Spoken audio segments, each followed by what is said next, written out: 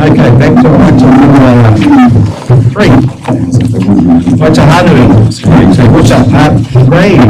Mr. Dennis Lewis.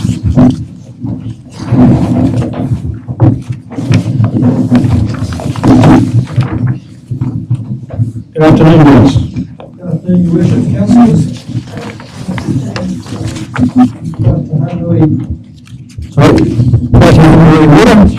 Earlier in the month, I presented a workshop for yourselves, an update on Waitangi.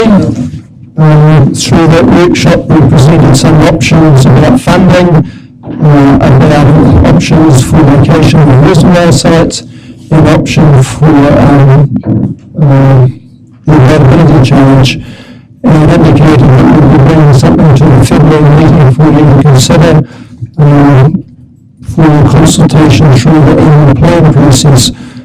During that workshop, we also indicated that we'd be going out seeking further feedback from the Waitangi community, and we'll be making that available today. We've got a handout to give to you, and we'll ask Karen to get that. That feedback was only collated, the final information was collated late yesterday. So that's why we're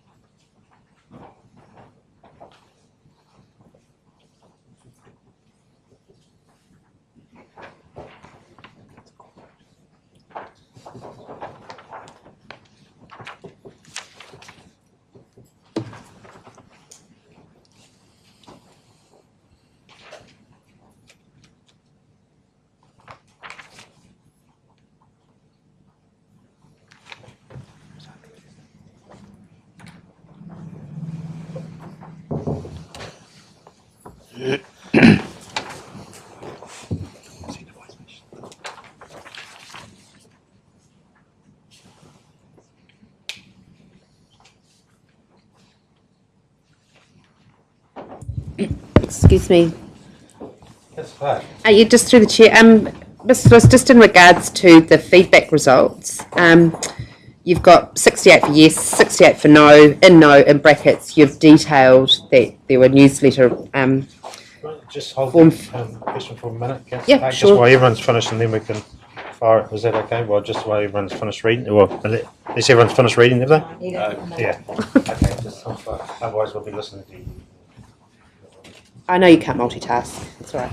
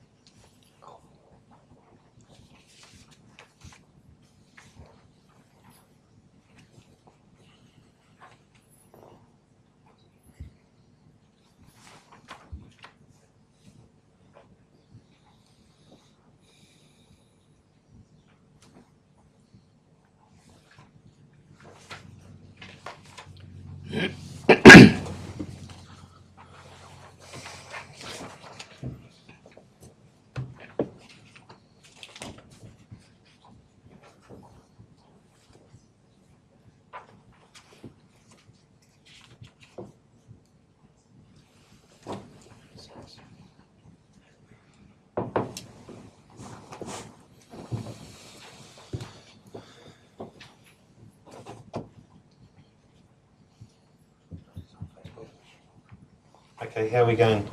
Good? All good? Okay. Oh, there. You in your golf cart? School car? What? No, that's right. Yes, I'm okay. Yep, all good. Okay. Oh, thank you. And Councillor Park. I didn't mean to hurry everyone, obviously. Rushing through reading children's stories every night gets me. Just in regards to the feedback result, and you have 50-50 split, 68 yes, 68 no. With the no, you have it detailed in brackets about how the feedback was brought back, but not with yes. How do you know 68 said yes? The 68 yes were from the newsletter feedback form. All 68? Yep. Okay. To just for my own information, can I please get a copy of the feedback forms? Sure. Thank you. Councillor Cousins. Just in regards to that, those extra ones said yes, they'd be happy to, not to connect just now, but they're happy with the proposal. Were they happy with half the charge? That question wasn't They asked. framed the question? No, So they don't know there'd be a half charge for them. it wasn't part of the proposal. Thank you. Okay, any other questions of Mr. Lewis regarding this latest? Yes, Councillor Krasowski. Just on the item altogether, I raised the question again. The people who have said yes, are they aware that there will be an additional cost to themselves hooking up or repiping from their property to the actual new water line? Yes, they are. Secondly is on 3/8 under 9.32. How many properties will in fact be within the 100-metre radius that would require them to be linked up?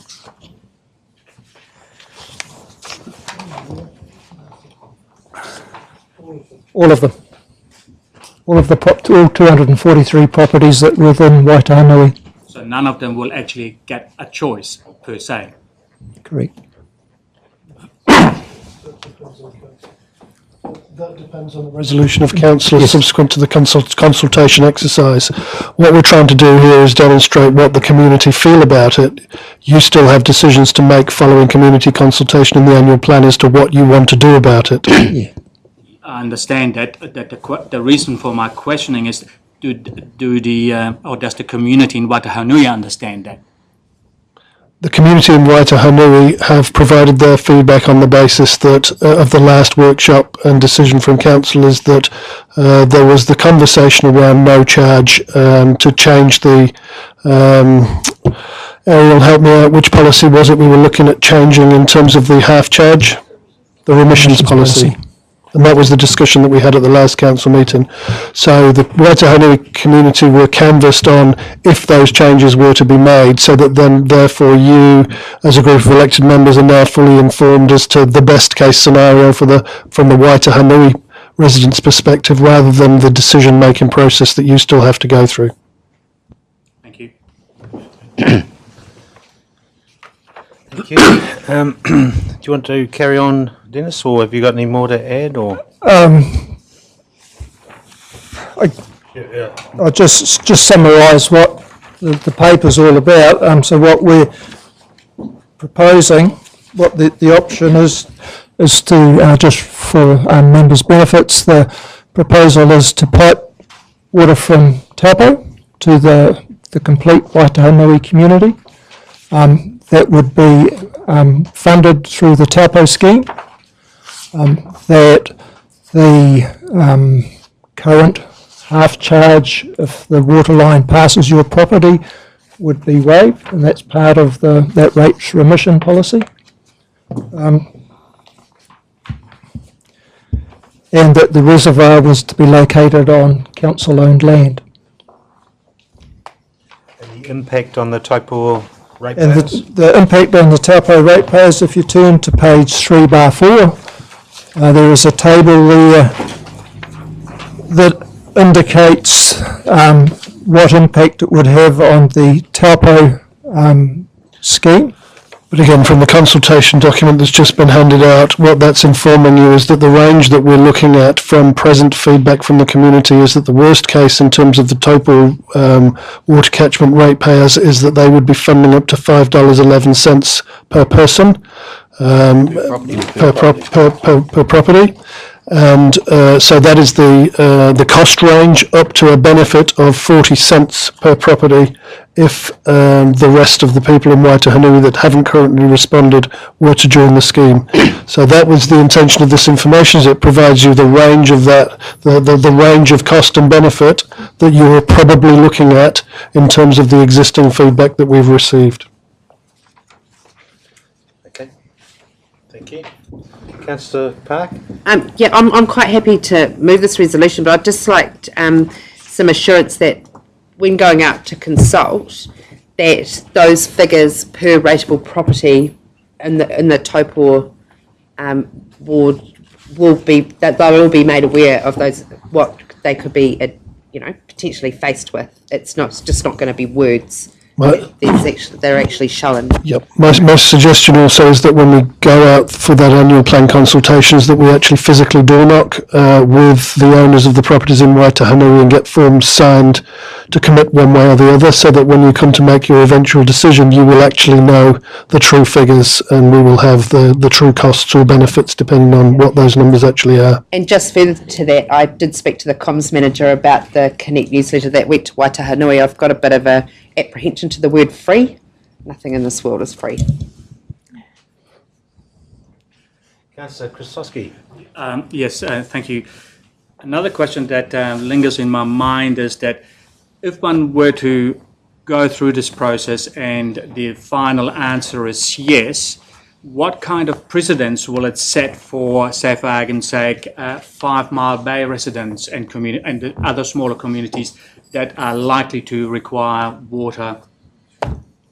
Yep, we discussed that at the last council meeting. It sets no precedent because the intention is in the next long-term plan to have a discussion about district-wide rating, which with the other water schemes that we have around the district, there is a serious need to have that conversation before any of them can proceed. He looks a bit puzzled.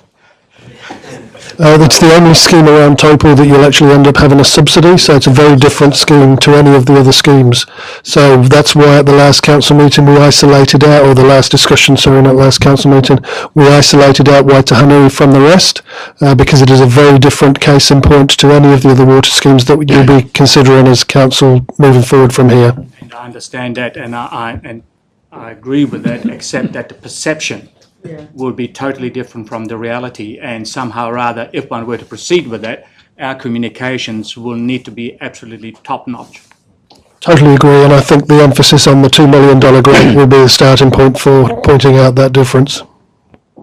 So you can confirm that no other community would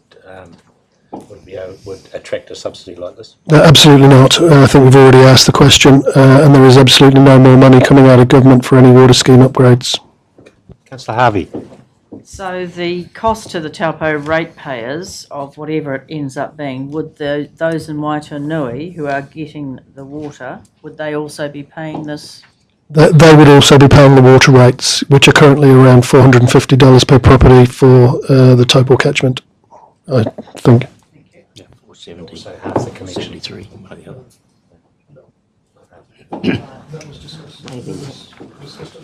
Okay, sorry. Yep. All right. Okay, and just the process of this, I suppose. Well, I've got it, Mr. Chairman. I have a few questions. Councillor Body. Where do I start?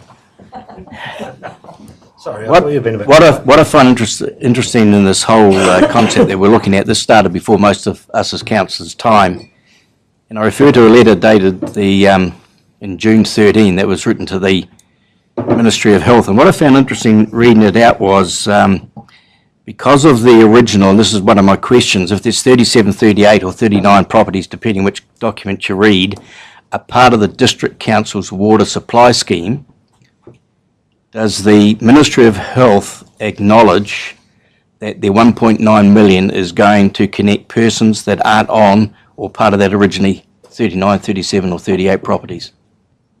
That is why the grant originally was for $300,000 for the 37 properties. It was then discussed with the ministry to extend that to the whole community to offer the opportunity for the whole community to connect. The problem was with the original scheme with the 37 properties, it would have ended up with a water rate for those individuals of something around $1,500 each per year, which is clearly unaffordable. So the ministry encouraged council to apply for a much larger scheme to spread the costs over a much larger number of people, i.e. the Taupo catchment, to bring those water rates down to a level of $450 odd per property, to make it an affordable scheme for the greater good rather than a very costly scheme for a group of people that could not afford it. Could I then, Mr. Chairman, just go along in regards to this letter, and it talks about an alternative option. What it states is, this is an alternative option that can be explored further. Please note that this option is neither consulted with community nor council. And even though I read the new figures that have been presented with us this morning, how much time do we waste as a council, waste is probably the wrong word, of officers' time when a majority of those in that area has signalled, yes, if it's free, but they won't connect? What's the outcome for us?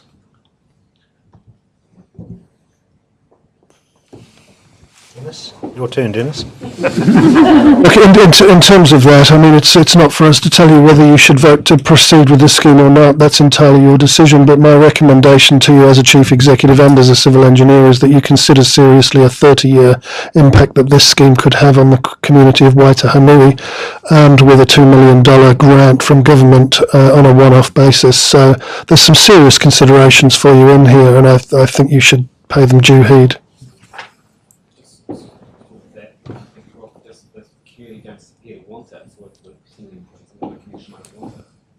Again, my recommendation is in listening to the community, and I've not engaged directly with anyone from the community, although my staff have, and they have reported back to me. There are some genuine people that want to live off-grid in the Waitahanui community, and I, for one, respect their choice to do that. However, when they move on and pass their properties to their siblings, children, whatever, and as properties change over time, council has the ability to impose whatever restrictions on those properties at point of sale or at point of water bore replacement, where in 30 years' time we could have a whole community on a wholesome water supply, which is the long-term outcome. So again, I recommend thinking longer term than we possibly are thinking at present. Sorry, just Cousins? So you're saying council can lawfully impose on a property at a point of sale whether it can be sold or not based around water supply? Council has the ability to pass bylaws or make resolutions in regard to its remissions policies, and it would be the remissions policies that suggest that you don't apply the half charge, for example, that you could have as a timeline imposed within the remissions policy, or you could have a resolution that says once it's sold, this property then will become subject to the normal policies of council. I'm not saying that that's what we'll do, but those are the sorts of things that you can discuss moving forward, because with infrastructure schemes, council obviously has to recover the costs the best way that it can. Councillor Boddy, did you have any more? Well, Mr. Chairman, one of the other things I find of interest in the agenda item, it mentions that if we don't proceed with the subsidy, we could be in breach of a contract with the Ministry of Health. Is that documented anywhere? Because I would assume that if you decide not to take up subsidy, what the penalty would be? Dennis, you may be able to answer that for me a bit more fully, but I would say there's no real issue in terms of a contractual obligation. We just have a moral obligation that we've applied for something that we subsequently then don't use, but I wouldn't see there to be any penalty per se. The contractual obligations were outlined in the paper in that same paragraph. So I realise that. Mr. Menhuna. Chair, just to clarify, Councillor Dennis, Jollins. on 3/6, it says council has signed a subsidy agreement. Failure to progress the subsidy agreement contract would be a breach of contract. That's correct. So what would be the penalties for that breach? There are no penalties. If we had taken up the subsidy and started spending the money, we would have an obligation to pay that money back. We haven't spent any money thus far. Mr. Menhuna. No money to hand back. If you look at the bigger picture, there's a need for a water scheme heading out towards Waitanui. We've got the triangle block, which we're looking at marketing. You'll see by that handout there is a school at Waitanui that the water is so bad that they actually have to take bottled water into the school. It's a matter of whether you say this $2 million subsidy enables us to meet a bigger picture solution than just this little Waitanui community. So I think take a step back and just look at that bigger picture and say really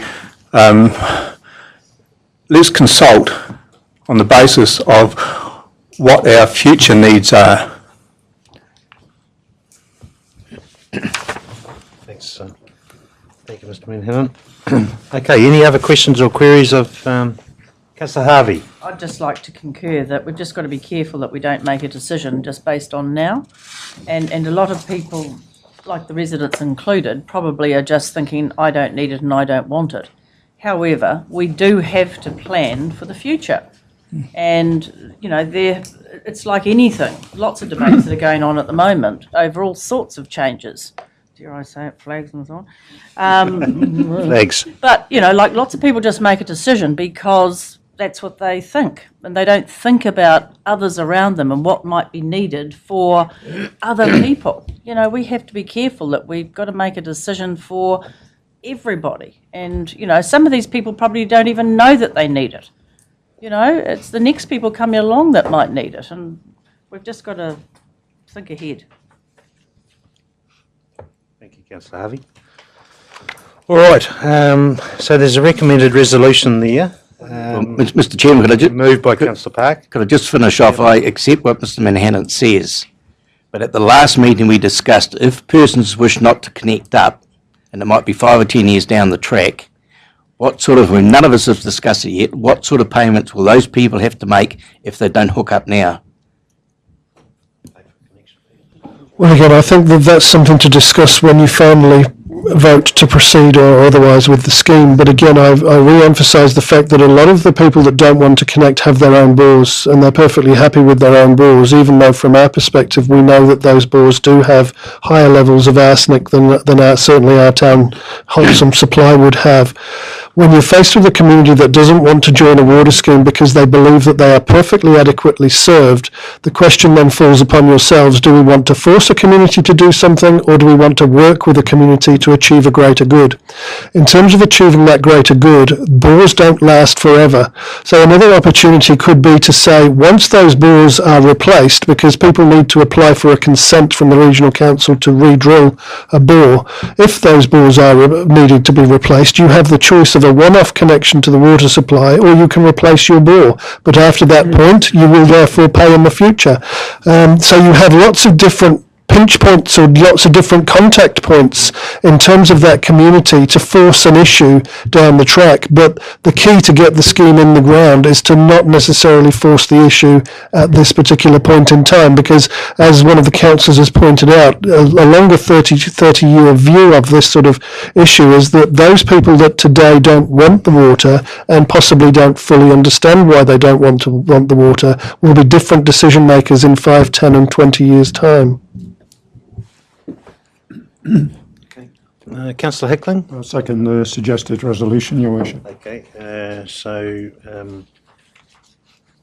right, it's been moved and seconded. Does anyone want to talk against the resolution? Well, I don't want to talk against it. We've talked about the ability of that community to pay, hence the subsidy, and I look at a small community within the Taupo area, Wairaki, whether they will have the ability to pay, whether it's a $1 more a year or $10 more a year. So I'd like to have those factors that if we do pass the resolution, that they're available when we get to discuss it in the annual plan hearing. So we've got all the facts and all the figures. Through the Chair, just to support Councillor Boddy's comment, I think I'm more than happy for this to go out for consultation and for the wider community to comment on this, but I think it's really, really important that we're very, very clear on the facts that we put forward to the wider community, and we don't just say we have to meet the drinking water standards. The drinking water standards say you need to take all practical steps, And in that mix is cost and affordability and what harm would happen if it didn't happen. So I think those facts need to be presented in a clear manner to the ratepayers so they can make an informed decision. And on that basis, I'm happy for it to go to consultation, but not leading down a path. Okay, I just want to comment on that because there was one factual error in that. The fact that there are 37 properties that we have an obligation to upgrade to a wholesome water supply and meet the drinking water standards. So we have an obligation in Waitanui and it's one that we can't avoid. It says all practical steps. It's irrelevant. There are no all practical steps when it comes to council-run water supplies. Replacement and upgrade of the scheme is the only practical option that is accepted by the ministry. I would debate that, but Councillor Cousins? Yeah, I'll probably debate that too. Sorry, Rob. I don't want to stop from going for consultation either. My only concern is that we do treat these people with respect. They do know what they want themselves, and the fact that we're talking about we've got to educate them is probably a little bit. We've got to treat carefully with that. That's something we don't want to be going out to them with. We want the best. We want what they want, really, ultimately. I think. So yeah, I would support the resolution. All right. Okay, it's been moved by Councillor Park, seconded by Councillor Hickling. That we go out for consultation. Does anyone want to? It's pretty clear there. So we'll go out in the annual plan. Process for that will. Mr. Chairman, we are able, under the long-term plan, I thought the Act says minor amendments. This is a major amendment in our rating policy. Let's confirm that. It's not deemed to be a major LTP amendment. The fact that we're now going to have one part of a community pay for another community to have water by rating the existing community is not a large differential in the rating policy? To the tune of a potential maximum of $5 per property, it's not deemed to be a significant issue, but Ariel, you might be able to have some comment on that if you... So, excuse me, Mr. Chairman, so the 860 that was in our agenda papers is incorrect? Again, we will consult on that basis, but with the feedback that we have received so far, we are looking at an envelope between $5 negative for the Taupo ratepayer or 40 cents positive for the Taupo ratepayer, but the full figures will be disclosed during the consultation exercise. Ariel?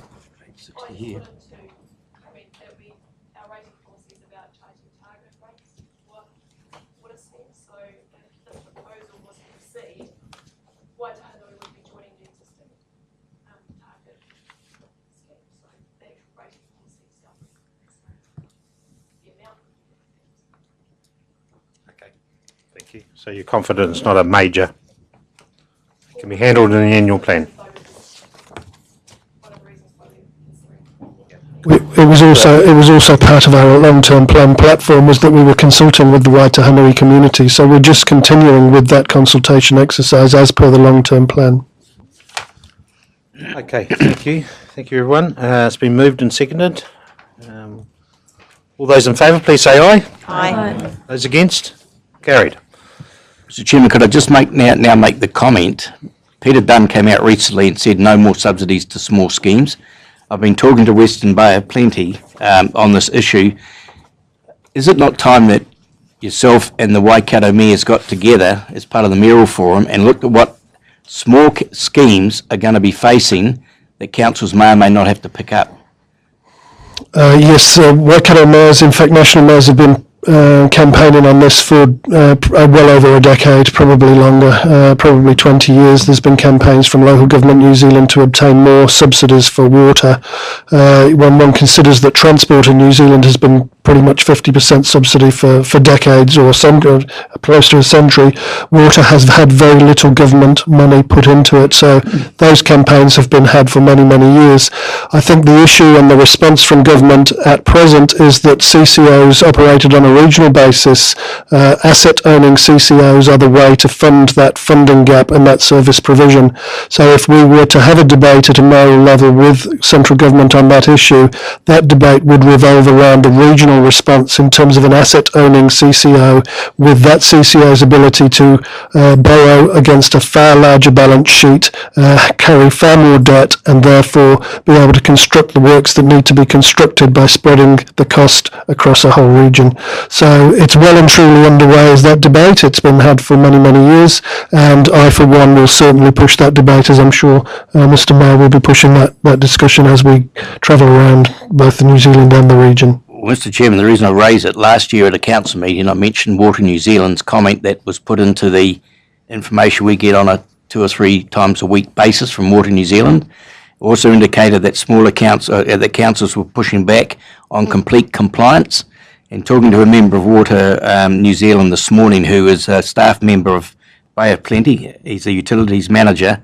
He's also on that committee, and they'll be taking it up. Are we going to liaise with them as a local government group to get a good outcome?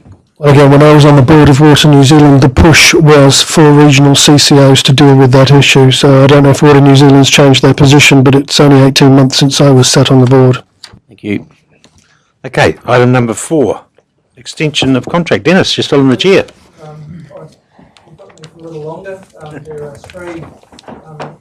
There are the next three items are all for extensions of contract. The first one is extension of contract 1112/069 streetlight maintenance, seeking an extension of a further 12 months for that contract with no increase in the contract cost. Principal reason for that is that the amount that's within the contract value, that this is the second year of a 2-year extension, and when it was extended 12 months ago, we haven't used up all of the money that was allocated or approved in that extension. Okay, any questions? Just through the Councillor chair, Jollins? Mr Lewis, so just to confirm on this particular item regarding street light maintenance, there are no cost escalations required for this contract. The contract includes cost escalations, but that is included within the amount that's indicated there. Essentially what's happened is that we haven't done as much in the way of replacing bulbs and that sort of thing during the last 12 to 18 months than we anticipated when we put this item up in February last year. Thank you. Councillor Krasuski. On a technical question, last year I think I raised a question of replacing bulbs with LED lights. Are we on track with that? We are looking at the replacement with LED lights. Once this contract expires, so this is the last 12 months of the contract, we would be looking to see what opportunities there are in the next streetlight maintenance contract for LED replacement. There are a number of different funding models out there to enable that to happen. Okay, so it's not possible on this one. Thank you.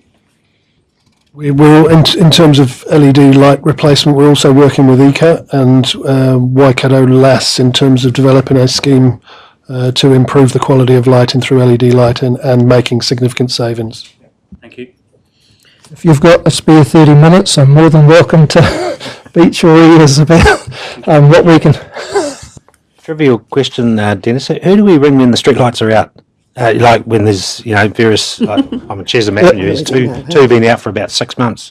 You ring the customer service centre. If it's during working hours, you'll get hold of the front desk. After hours, you'll get the after hours call centre, and they issue a service request to the contractor to repair the streetlights. Councillor Park, was it over Oh no, there? it's okay, thank you. Anyone else? Okay, there's a suggested resolution there that it's broad spectrum, previous Transfield. The contract sum. Mover, Councillor Hickling, seconded by Councillor Krasuski. All those in favour, please say aye. Aye. Against, carried. Item number 5, extension of a contract for road marking. Your Worship, this is again another contract. We have a 3+1+1. We're seeking an extension of 1 year of the contract and increasing the contract sum by $100,000, principally to allow for the road marking that is now on Waireki Drive and Napier Road, that those items weren't included in the original contract quantities. Very good. Okay, any other questions about road marking? Well, just the general one, I think, Mr Lewis, we've discussed this one before, like if it's a sealing of a road, periodically after that it's checked. I noticed a lot of the, around town when they're doing the lines, particularly on give way signs, they're only painting one line, and then when I made inquiries, they said, oh, they come back and follow the other lines up. I don't believe that's been done. What sort of monitoring do you do on road markers? I have a contract supervisor that before any, while the contractor is doing the work, he is monitoring a sample of the work, and then when a contract claim is forwarded for payment, we then also test another sample to make sure that what they say they're doing, they are in fact doing. Thank you. All right. Councillor Jollins. Thank you, Your Worship. Mr Lewis, I'd just be quite interested in your view. I know one of the key drivers of the overall costs for council are the general economy, particularly in context of oil prices and bits and pieces. That's often why I get hammered home about how important the LGI is on the CGI and bits and pieces. But I guess the question I pose to you is the market has moved significantly in terms of some of those hard costs than it was in previous years, and not necessarily so much for this item 5, maybe more for item 6. Should we not be looking to go out and test the market because the market conditions have changed? I'm thinking of taking staff costs aside for going through the tender process. Could we achieve some savings in this new market conditions for these costs? I'd throw that challenge. Yeah. There is no... sense? Yeah, absolutely, and it's something that we certainly give consideration to before we put these items up to council to give consideration. There is no guarantee in any market that you're going to get a better price.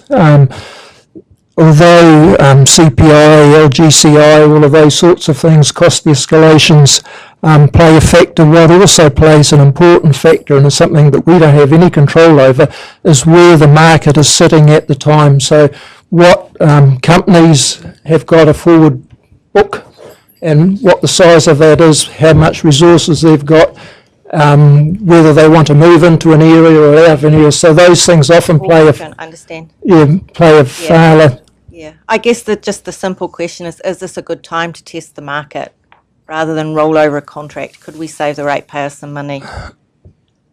I don't think you could save the ratepayer money. Certainly through the cost escalations that are built into the contract, if they are negative cost escalations, then they are also apply. They are also applied. Yeah. All right, thank you. Thank you, Councillor Jollins. All right, any other questions of Dennis regarding road marking?